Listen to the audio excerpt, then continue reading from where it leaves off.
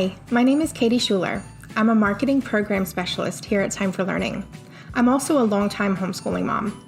My oldest son, Bailey, used Time4Learning from second grade all the way through high school, and he graduated from our homeschool in 2017. My youngest son, Braden, has been thriving with Time4Learning since preschool, and he's currently in 11th grade. Today, I have Cristina from Maryland joining me. After her daughter started experiencing anxiety in school, she made the decision to start homeschooling and is currently using Time4Learning. Cristina has volunteered to share her family's homeschooling story and provide some helpful advice for other parents and guardians.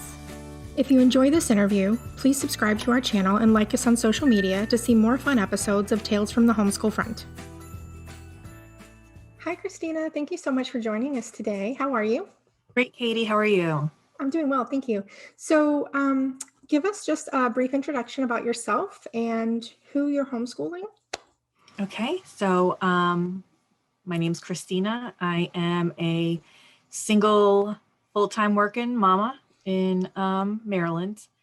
I have 3 children, but 2 are grown, and my 9-year-old daughter is the one who we are homeschooling with the Time4Learning platform.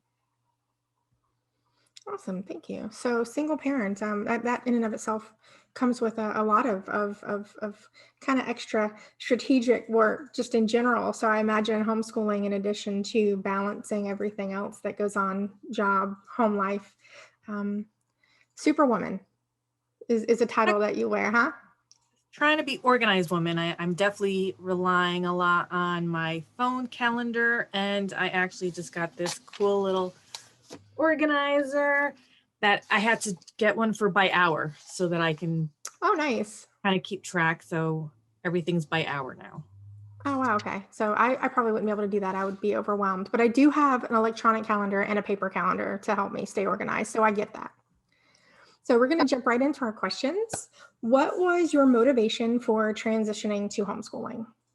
My daughter has been at the same school since she was 3, and it's a school that we love.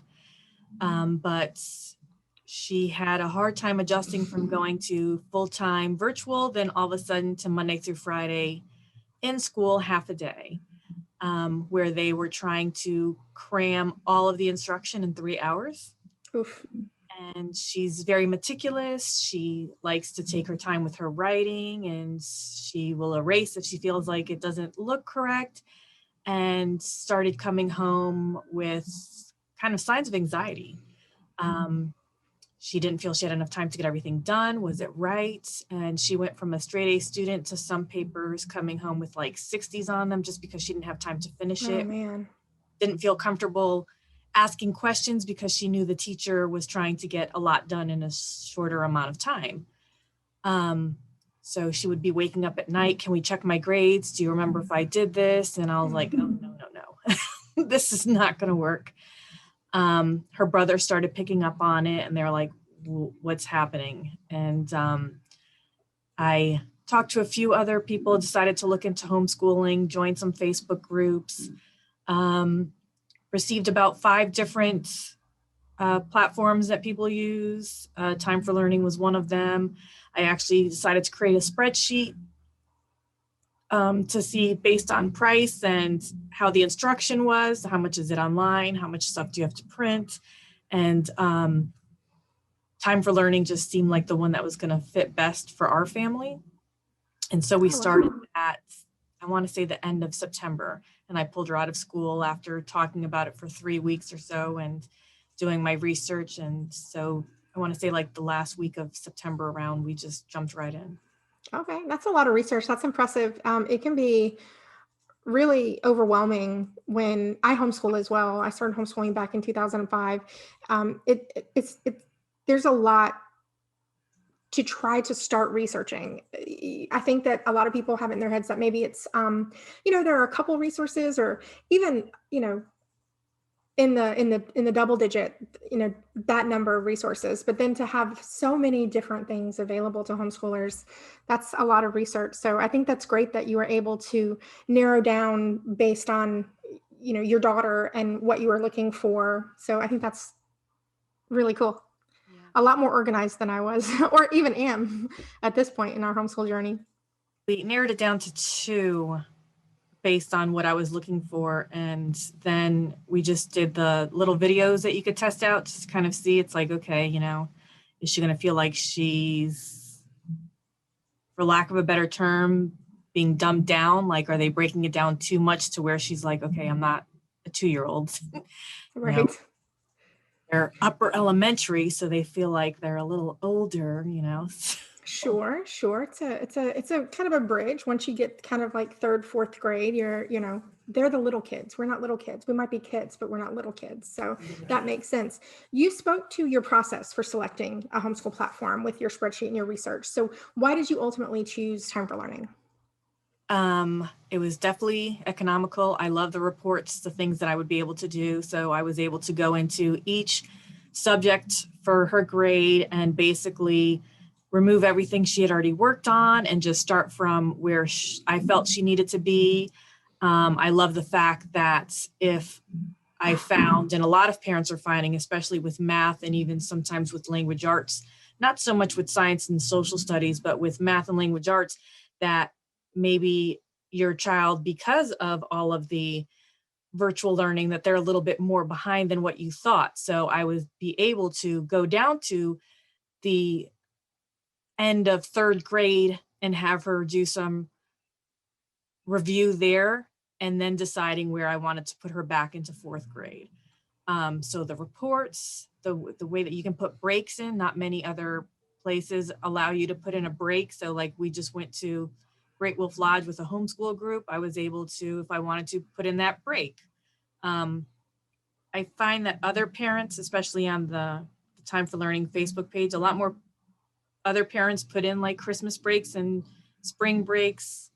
It doesn't take that much time. So if she's not getting breaks, like maybe I'll give her a 3-day weekend. It's like, it's not that serious. Yeah. So I love that, the flexibility. Yeah. Yeah.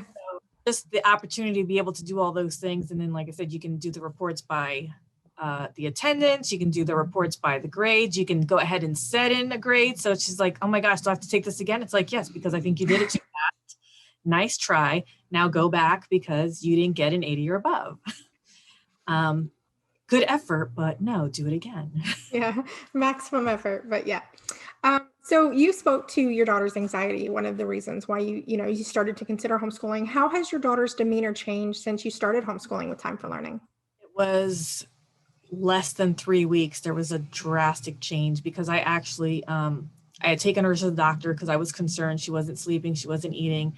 And we talked about doing some therapy. And just from when we made the decision and she made the switch and we went and did a follow-up, I think it was like 15 days or something, she was like, wow, like you've alleviated a huge. So we're still working on other things just to make sure she knows how to cope with things as they come up, but completely changed. And I thought I was going to get a little bit of, some people don't really understand homeschooling, so they get a little judgy. And so I thought I was going to get a bit of that. And once they saw the change in my daughter, those who may have wanted to make a comment, they stopped and it was important because even just talking because again, she's been at the school since she was 3 years old. We know the staff. It's, a very small community.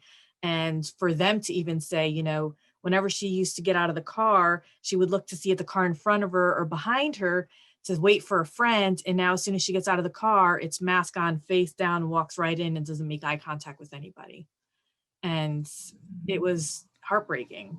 That's hard, but I think it's absolutely wonderful, amazing to hear about the changes. And it's why we do what we do as parents. We make the best experience for our kiddos. So I think that's fantastic. Math can be a struggle for many kids, especially now. How do you make up for any deficits and bridge the gap, either through our program or through real life activities? We first started I always say it wrong and she always corrects me. I don't think it's called Math Facts, but it might be. Time for like, Math Facts? Yeah, is it? Okay, so I'm saying, I always say it wrong and she's like, Mom, it's not that, it's called this. And I'm like, okay, I'm sorry.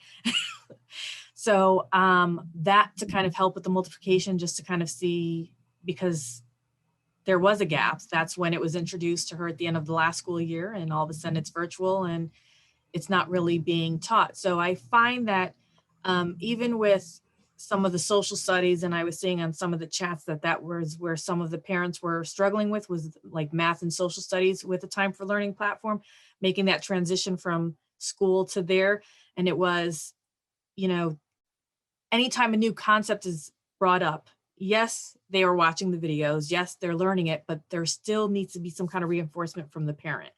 And things that they may not have been taught quite yet is study skills. So it's like, now, yes, I'm reading about social studies, and I was glad that she got to start with the Revolutionary War type area because she's obsessed with Hamilton. So it was super exciting for her to, you know, make the connections with that. But it's like, okay, but let's make notes so that when you get back to the activity or when you get to the quiz, you know, let's print it and then you highlight it. So teaching those kind of study skills, trying to use some of the tools offered. I mean, that's definitely something that they could maybe improve on, is making it so it's a little bit easier to print, or, you know, instead of just a transcript or something, and doing screenshots, that there's something that they can print for those so that we can teach those study skills around that 3rd and 4th grade or even 5th grade range for any of the subjects. Would probably be a great reinforcement tool for the parents to be able to use with the platform. Good feedback. Thank you. I love that you mentioned Hamilton. I might be a little obsessed with it myself, but it is a neat period in history. But you know, we love going through. You talk about reinforcement and making sure that they're really kind of retaining and grasping, and I think that's really important. We love being able to take topics on Time4Learning.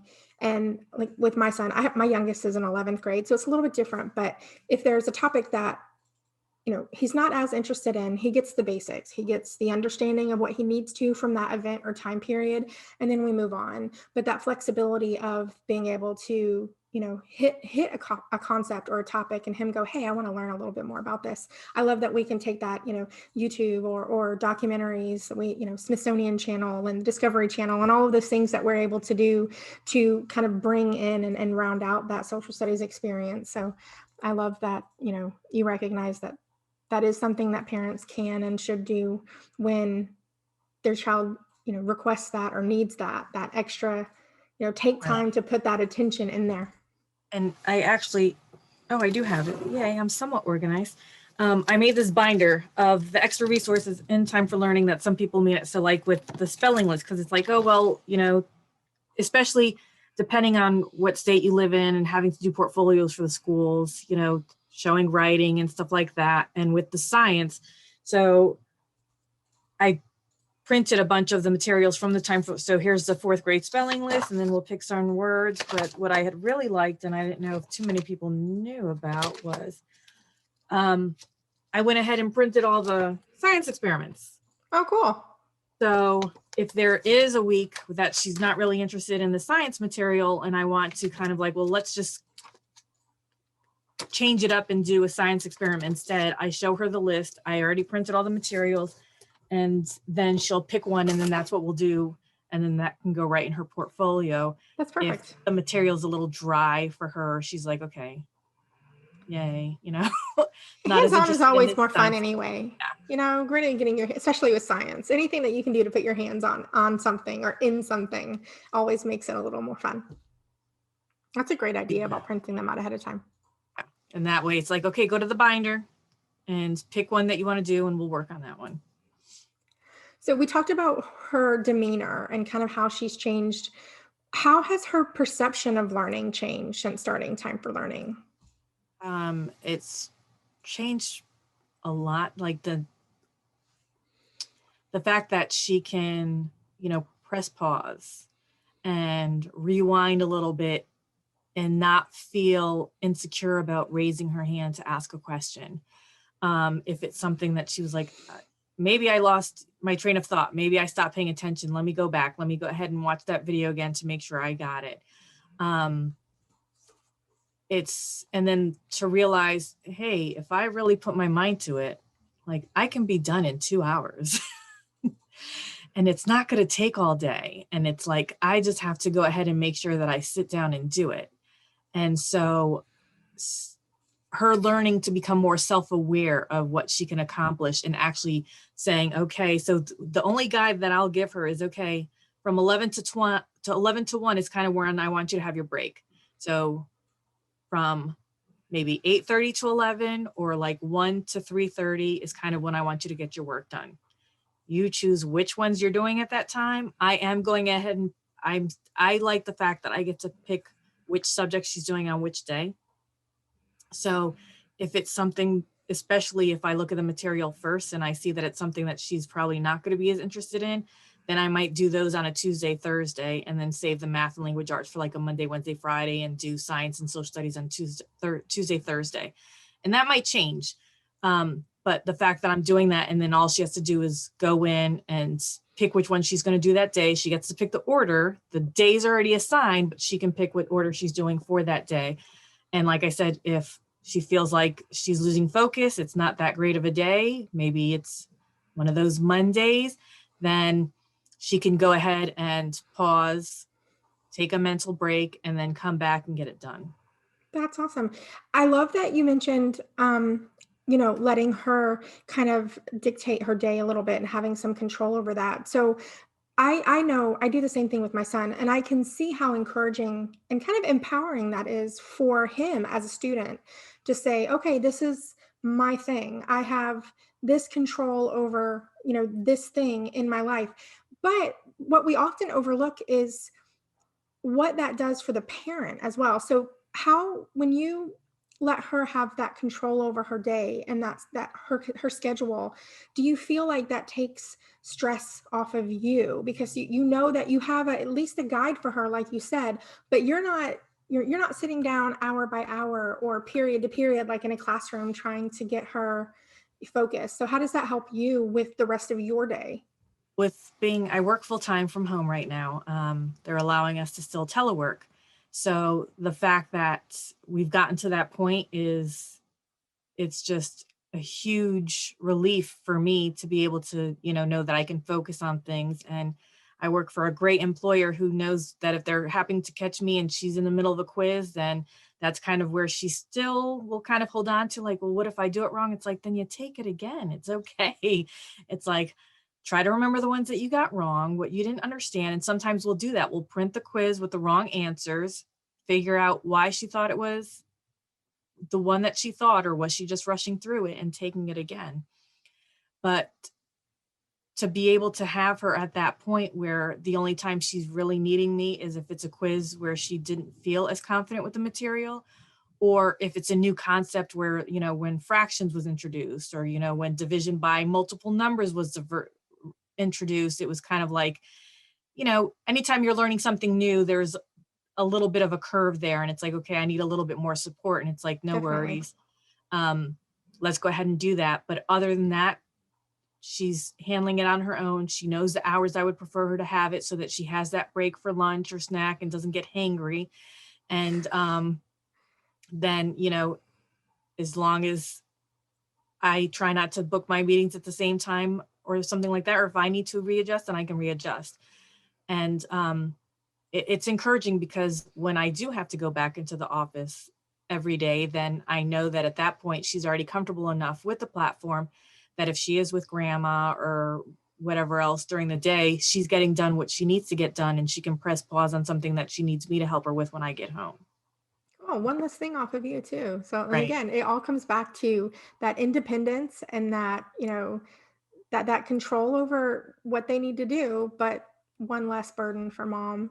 Well, it was great, especially because one of the first areas that we hit with social studies was George Washington and Martha Washington. And I found out, 45 minutes from Mount Vernon. So we were able to go and we couldn't go inside, but we could go ahead and do the outside tour and look at that. And it just reinforced what she was learning. And, like I said, we were able to go on a homeschooling day. So it was just, and the fact that, and some people are like, oh, well, did you know if you have something showing that you homeschool, you can get, discounts at Books a Million, or you can go for homeschooling days and stuff like that.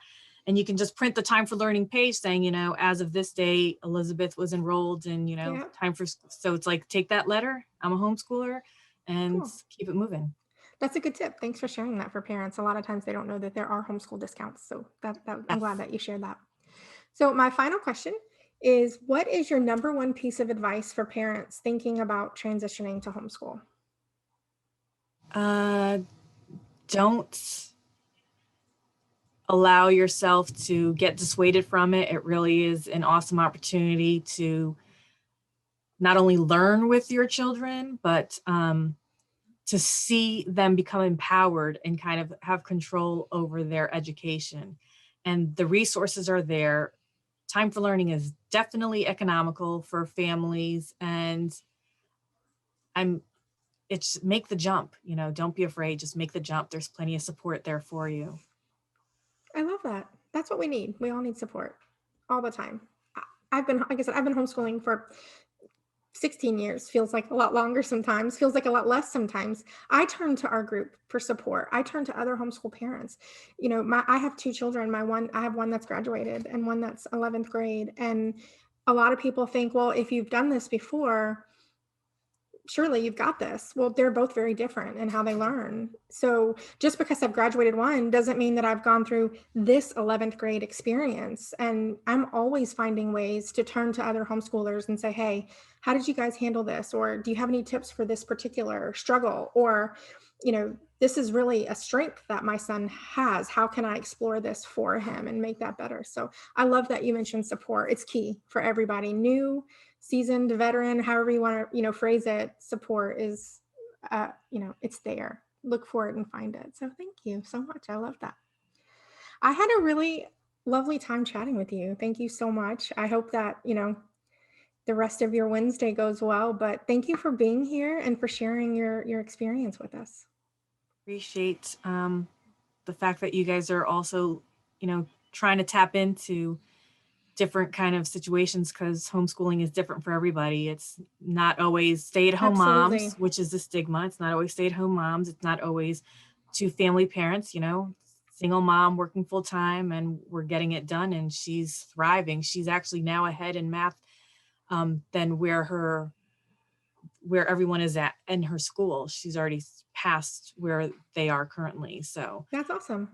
yeah. Yeah, we want to hear from families. We know, in the past, I think that families were easy, they kind of fell into some stereotypes with homeschooling. Like you mentioned, for years, if you thought of a homeschooling family, you probably thought of one income earner, one stay at home. And like you mentioned, we know now there is no average family. I mean, the demographics are so widely varying.